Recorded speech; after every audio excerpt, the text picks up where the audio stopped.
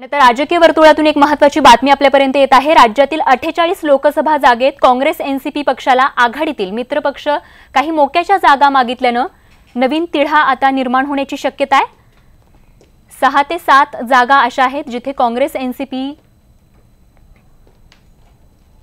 या 6 ते 7 जागांवरती मित्रपक्ष काही जागा मागत असल्याने नवीन डोकेदुखी वाढण्याची शक्यता आहे। त्यामुळे आघाडीतील काही जागांवरती तोडगा दिल्ली दरबारीच निघणार आहे। मात्र त्याच संदर्भात आज या ठिकाणी महत्त्वाची बैठक होणार आहे आणि आता या जागांसंदर्भातला तोडगा काढण्यासाठी या बैठकीत नेमका काय निर्णय होतो हे पाहणं महत्त्वाचं ठरणार आहे। सागर कुलकर्णी आमचे प्रतिनिधी आपल्या सोबत आहेत। सागर, एकूणच या बैठकी संदर्भात काय अधिक तपशील? स्वाती, 2 दिवस काँग्रेस आणि राष्ट्रवादी काँग्रेसचे नेते विखे पाटील यांच्या निवासस्थानी बैठक करत होते। काल आघाडीचे मित्रपक्ष जे आहेत, कवाडे असतील, गवई असतील किंवा इतर मित्रपक्ष आहेत, त्यांच्याशी चर्चा झाली होती। राजू शेट्टी यांची रात्री उशिरा विखे पाटील यांच्या निवासस्थानी जयंत पाटील आणि काँग्रेसचे काही नेते यांच्याबरोबर चर्चा झाली। पण जी काही सूत्रांची माहिती मिळते त्यानुसार आज परत एकदा घटक पक्षातले काही नेत्यांशी राष्ट्रवादी काँग्रेस आणि काँग्रेसचे नेते चर्चा करणार आहेत।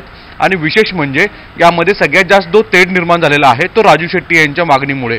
राजू शेट्टी यांनी 2 जागा मागितलेल्या आहेत। एक तर त्यांचा स्वतःचा मतदारसंघ हातकणंगले तर आहेच आहे, पण बुलढाणा हा रवी तुपकर जो राजू शेट्टी यांचा निकटवर्ती कार्यकर्ता आहे यासाठी मागत आहेत। बुलढाणा मतदारसंघ हा राष्ट्रवादी काँग्रेसच्या ताब्यात आहे। राष्ट्रवादी काँग्रेसची त्याला फारशी अनुकूल भूमिका नाही, यामुळे एक तिढा तयार झालेला आहे। दुसऱ्या बाजूला सीपीएम जर पाहिलं, सीपीआय जर पाहिलं, डाव्या विचारसरणीचा जो पक्ष आहे त्यांनी दिंडोरी आणि पालघर लोकसभा मतदारसंघ मागितलेला आहे, कारण की या भागामध्ये डाव्या विचारसरणीचे मतदारांची संख्या अधिक आहे असा त्यांचा दावा आहे।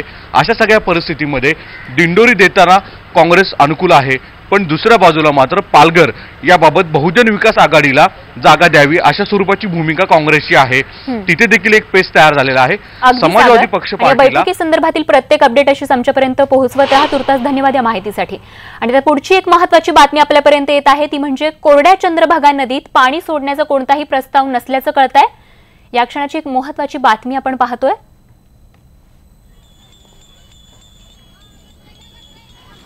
पंढरपुरातून आलेली ही महत्त्वाची बातमी असून कोरड्या चंद्रभागेत पाणी सोडण्याचा प्रस्ताव नाही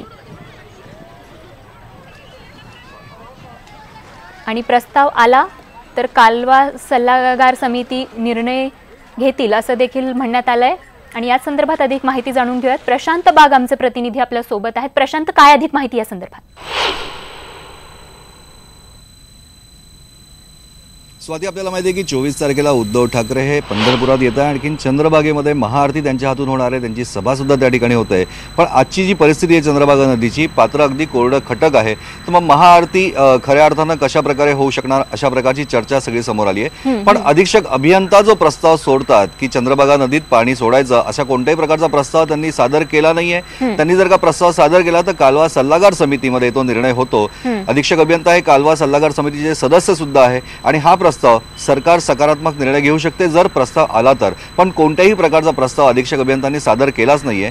मुळात नदी पात्रामध्ये जे पाण्याचं आवर्तन सोडलं जातं ते सगळं शेतकऱ्यांची गरज, शेतीची गरज, गावावर आधारित जी पाणी योजना आहे त्याकरता पाणी आणि जनावरांसाठी पण अशा प्रकारचं आवर्तनाचं नियोजन केलंय। त्यानुसारच चंद्रभागा नदीमध्ये पाणी सोडलं जात आहे। त्या आवर्तनामध्ये या येत्या 3 दिवसामध्ये आवर्तनाची कोणतीही नोंद नाही आणि याचमुळं या महाआरतीच्या वेळेस चंद्रभागा नदीचं पात्र कोरडं खटक राहणार का हाच प्रश्न उपस्थित झालाय। जर का प्रस्ताव अधीक्षक अभियंत्यांनी सादर केला तर सकारात्मक निर्णय होऊ शकतो अशी माहिती जलसंपदा खात्याकडून आपल्याला मिळते। त्यांनी हे स्पष्ट केलेलं आहे। नेमकी कशा प्रकारे महाआरतीच्या वेळेस चंद्रभागेची परिस्थिती असणार हे अद्यापपर्यंत तरी अनुत्तरित आहे। स्वाती, नक्कीच धन्यवाद प्रशांत। अशीच माहिती आमच्यापर्यंत पोहोचवत राहा। तुर्तास धन्यवाद या माहितीसाठी। बघूयात पुढची बातमी।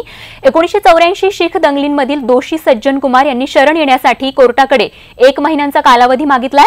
तर आज कोर्टात या संदर्भात सुनावणी आहे आणि या सुनावणी दरम्यान त्यांच्या विनंतीवर आज निर्णय येण्याची शक्यता आहे। तर अलीकडेच कोर्टाने सज्जन कुमार यांना जन्मठेपेची शिक्षा सुनावली आहे।